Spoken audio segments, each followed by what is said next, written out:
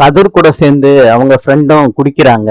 Friend கேக்குறாங்க, மாப்பிள உன்கிட்ட ஒரு விஷயம் சொல்லணும். நீ என்கிட்ட உண்மைய சொல்லுவியா மாப்பிள? அதுக்கு கதிரு என்னன்னு கேக்குறாரு. ஃப்ரெண்டு கேக்குறாரு, உனக்கு தனத்தை ரொம்ப பிடிச்சிருக்கா மாப்பிள? கதிரு இத கேட்டுட்டு அதிர்ச்சி ஆயிடுறாரு. ஃப்ரெண்டு கேக்குறாரு, மாப்பிள திருப்பியும் கேக்குறேன், தனத்தை உனக்கு பெர்சனலா பிடிச்சிருக்கா?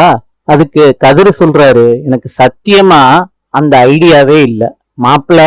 ராத்திரி முழுக்க தனம் தனம்னு புலம்பிக்கிட்டு தானே இருந்த. அது மட்டும் இல்லாம தனத்தோட காலையில ஆட்டோல போறப்ப சும்மா வாடா வந்த, காமெடி பண்ணி சிரிச்சு பேசிக்கிட்டு வந்த.